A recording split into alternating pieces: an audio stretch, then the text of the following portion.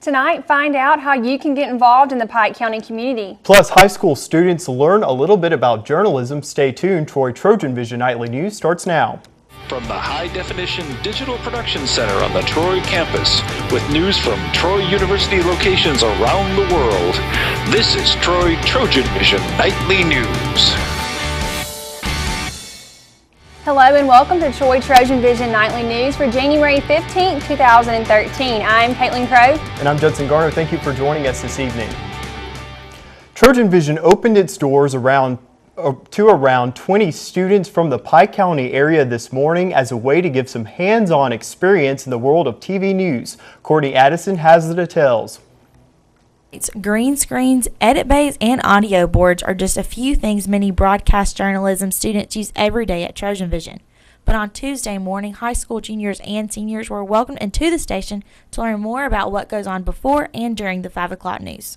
Students come down here to TrojanVision to learn, how to put some video together, voice over some packages, just to get some experience out there for any of them going into the broadcast journalism world. Student Justin McNally said at TrojanVision they believe people learn by hands-on experience. So during the students' time at the station, hands-on experience is exactly what each student received. The seniors were given the opportunity to create their own voiceovers and learn how reporters edit each package. He wasn't kind of just like lecturing us, he let us actually participate and kind of cut our voices in on our own. It was actually really interesting to see all the technology that goes into it, because when you're watching TV you don't think that you have to edit all the parts and everything together, so it was really interesting that they have to take bits and pieces and put it all together. It's a lot more complicated than it seems. The juniors were given the chance to anchor the news, sports, and weather, and they were also able to learn how to operate various equipment in the studio and control room. I got a lot of hands-on work. I was able to read a script, and we got to see what the audio and video stuff's all about in the backstage. While some students may think this was just an opportunity to miss a little schoolwork, Ginger Boutwell, the coordinator of Global Studies, says this gives the students the chance to see if this is something they might want to pursue a career in. Just to have an experience, and maybe this might career start for some of them. Courtney Addison, Troy, TrojanVision News. And the Global Studies students will return later this week to participate in a mock newscast here in the TrojanVision studios. And students looking for ways to volunteer in the community will have a chance to learn how tomorrow morning. There will be a volunteer fair tomorrow morning from 10 to 2:30 in the Trojan Center ballrooms. Local organizations in search of student help will be on hand to talk about possible volunteer opportunities. The fair is held every semester as a way to foster more civic responsibility in students.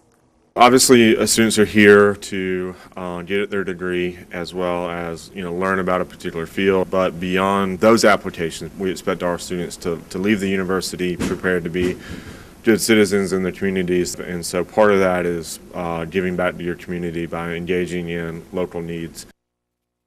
The volunteer fair will be from 10 to 12:30 in the Trojan Center ballrooms. All Troy students are welcome to attend.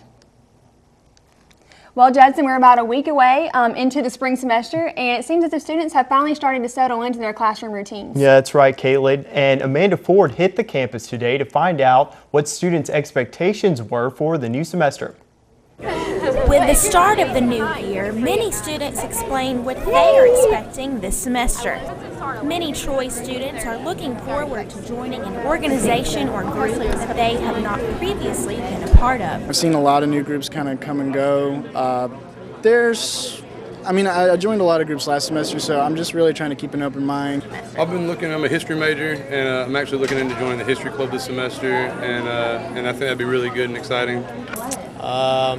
Play baseball. It's kind of takes up a lot of my time, so I don't know if I'll be able to do anything for the spring, but maybe in the fall, coming back after summer, maybe get a chance to see what they got and maybe get in something then. I'm a Spanish major, so hopefully join a Spanish club. It may still feel like there has begun with positive and optimistic reactions from the student body. I'm very much looking forward to Higher Ed Day. Higher Ed Day is a chance for all of our students to head up to the state capitol and learn about all of the legislative events that affect Troy University. Greek Week is a big thing for all the Greeks on campus. Opening day of baseball season. Well, I kind of want to go to a basketball game maybe sometime, especially in the new arena because I haven't been yet. Some students explained their thoughts on construction and other improvements Troy is making on campus. You know, with the new construction on campus, that's going to pave the way to accommodate a larger student body. I think it's good. I think it's a good way to kind of modernize Troy, make it look a little more, I don't know, cutting edge, but still maintain a classic style. The new intramural fields are going to be awesome. Those definitely needed to be updated because they were way old school. The new arena, I think that's awesome. It's going to be a great recruiting tool, not only for basketball, but just for anything athletic-wise. Amanda Ford, Troy Trojan Vision News.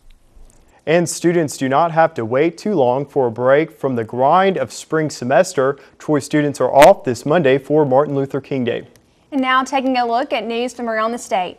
In Mobile, the second of 2 men arrested last month on charges of plotting to join an overseas terrorist group has pleaded not guilty.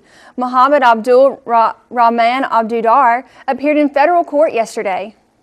In Hoover, Alabama Attorney General Luther Strange says he will run for a second term next year. Strange defeated incumbent Troy King in the Republican primary in 2010 and then went on to win the general election.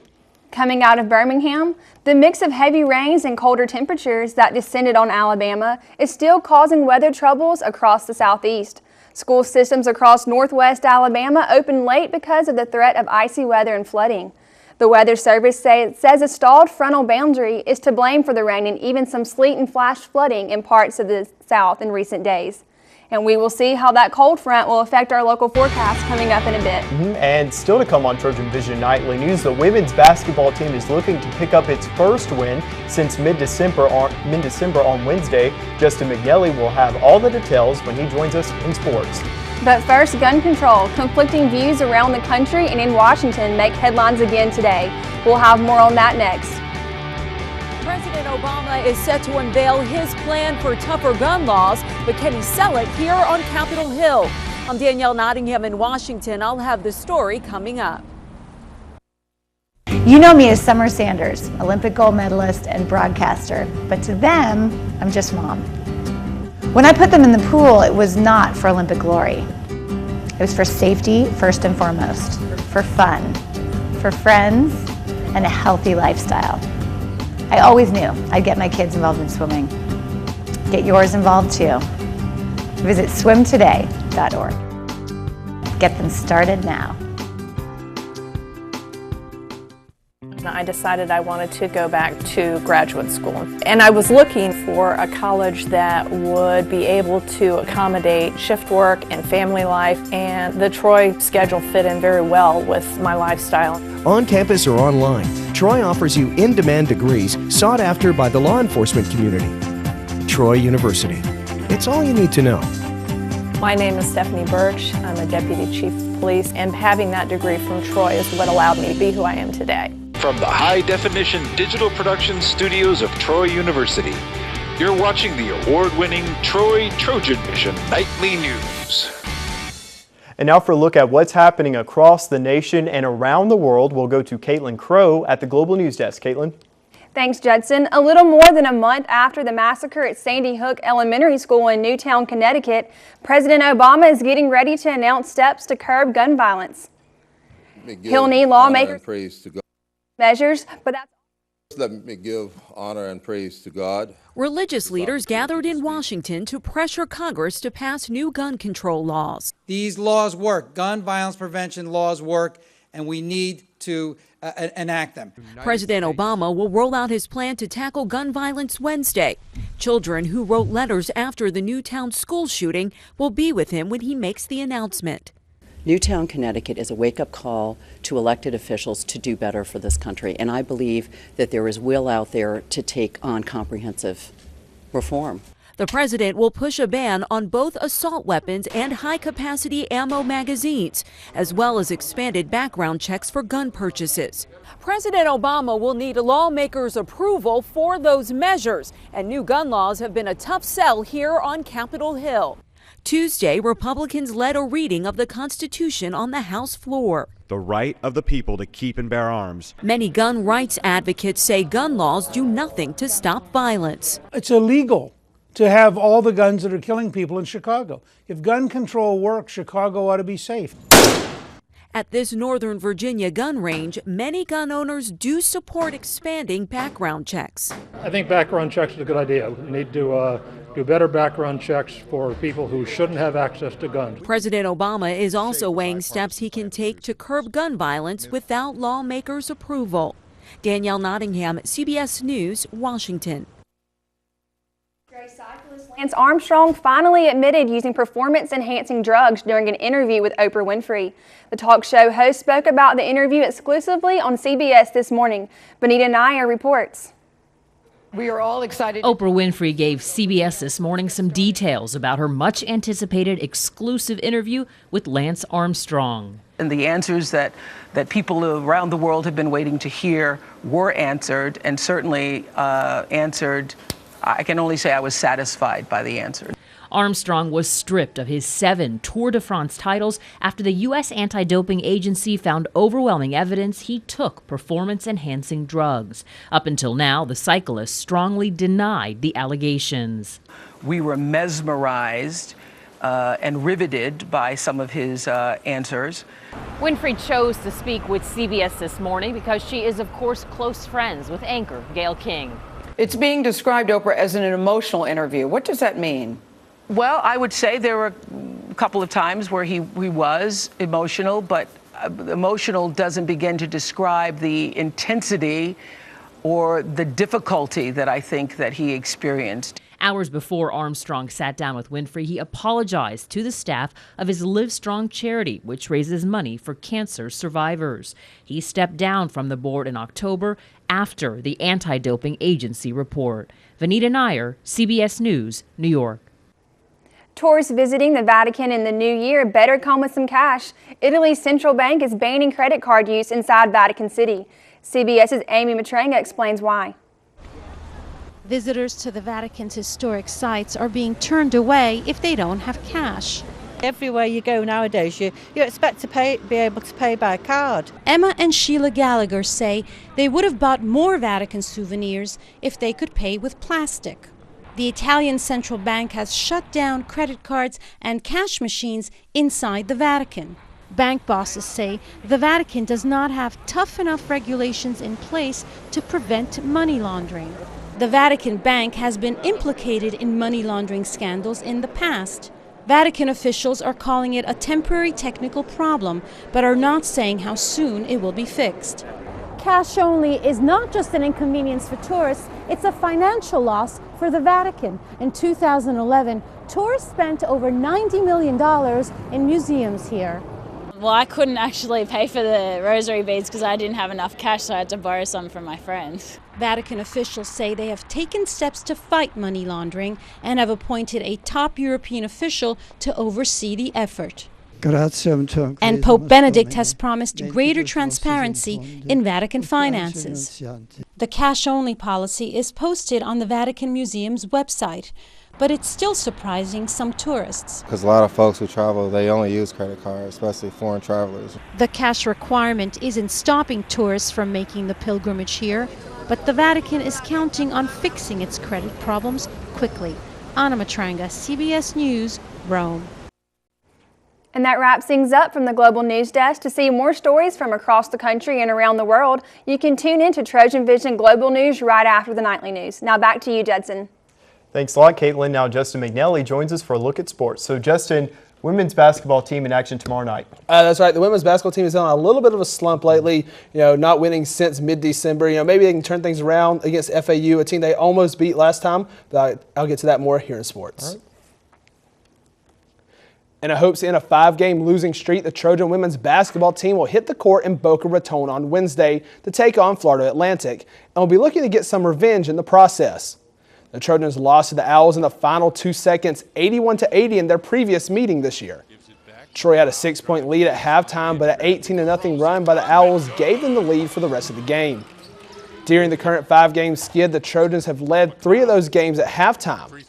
FAU, who started 5-0 in conference play, enters the matchup losing its last 2 Sun Belt Conference games. Troy and FAU entered the matchup as the two highest scoring teams in the Sun Belt Conference, as Troy is averaging 75.3 points per game and FAU averages 72.7. Tip-off against FAU is scheduled for 6 o'clock. The Trojans are still looking for their first conference win of the season. And the men's basketball team is also hoping to get a bit of revenge against the Owls on Thursday, as the Trojans dropped the 61-54 game to FAU back in December. With a 10-point lead early in the game, the Trojans looked to cruise to a victory over the Owls, but another 18-0 run by the Owls sealed the victory for the visiting team. Even though Troy forced 15 FAU turnovers, the Trojans only shot 28.3% from the field and included a stretch of over 7 minutes without making a shot. Since that game, the Trojans have went 2-1 and are now riding a 2-game win streak. Emil Jones has led the Trojans in scoring the past 2 games with 18 points and 17 points respectively. Troy also averaged 43% shooting from the field in the past 2 games. The Trojans will hit the court on Thursday against the Owls in Boca Raton. Tip-off for that game is set for 6 o'clock. And as the saying goes, 2 is company, but 3 is a crowd. Well, if the saying holds true, Montgomery will be crowded with Trojan football players come Saturday. Along with teammates Kenoris Davis and Kyle Wilburn, senior wideout Chip Reeves have been selected to play in the Raycom College Football All-Star Classic. Reeves led the Sun Belt this past season and was ranked 27th nationally with 87.5 receiving yards per game, along with leading the league with the most catches over 20, 30, 40, and 50 yards. Reeves finished the season with 65 catches and 1,050 yards receiving, and just 120 yards shy of breaking Troy's single-season reception yards record. Reeves, Wilburn, and Davis will all hit the field at the Crampton Bowl this Saturday starting at 2 o'clock. And in their first match of the new season, the women's tennis team lost a tough match to number 38 Florida State today 6-1.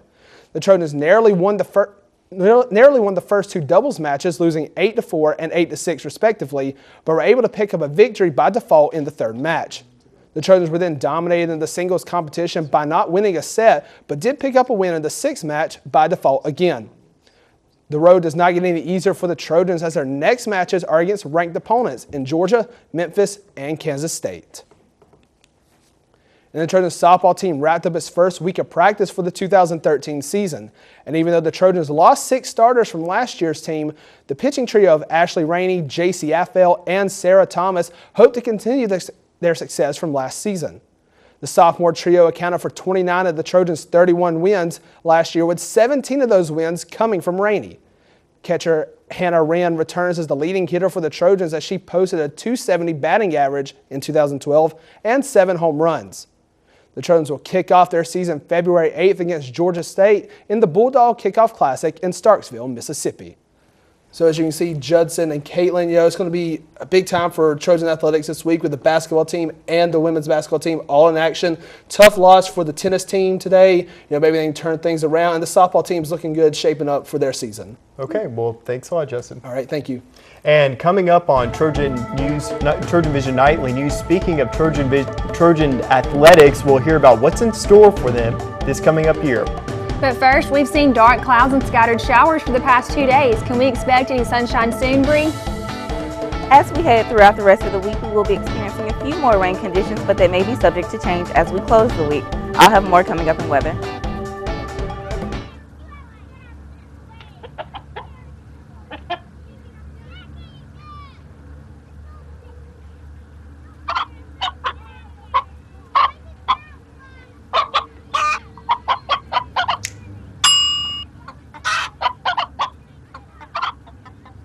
Separate raw meats from other foods by using different cutting boards. 3,000 Americans will die from food poisoning this year. Keep your family safer. Check your steps at foodsafety.gov.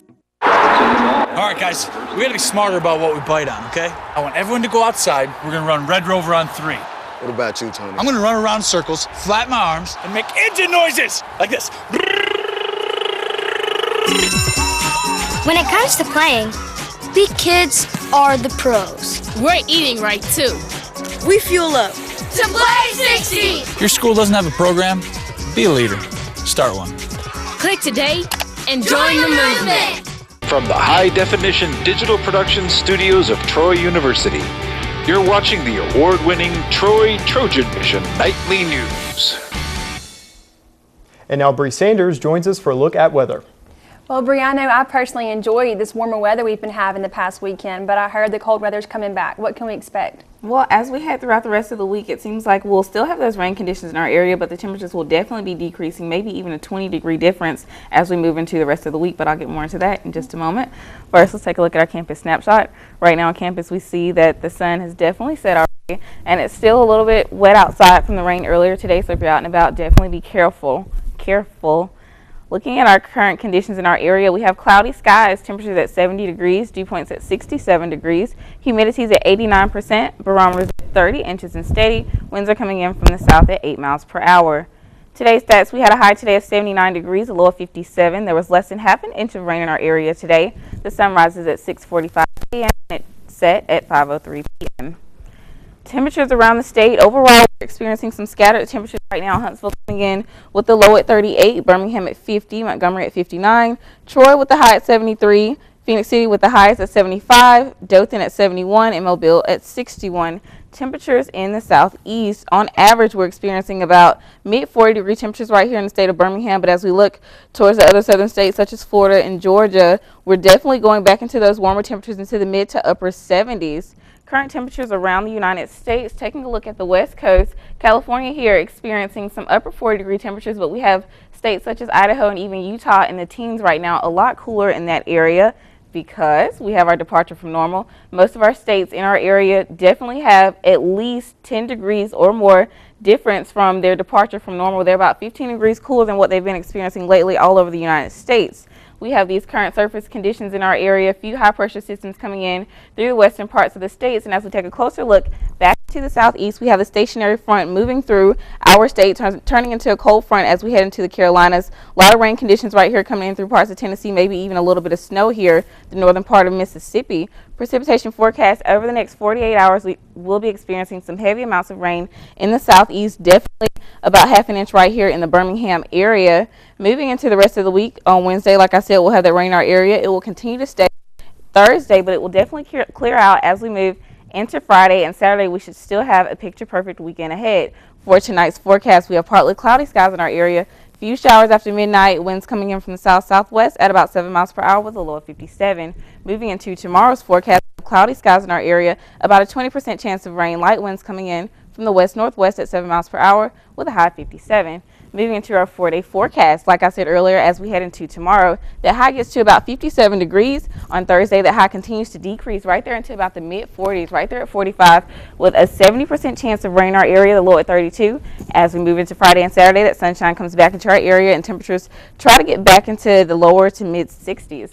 So, Caitlin, for the next few days, we will have those rain conditions in our area, even cooler temperatures. But as we head back towards the weekend, it'll warm back up a little bit right there at about the lower 60s. All right, well, I'll be sure to keep my jacket on this week. Me too.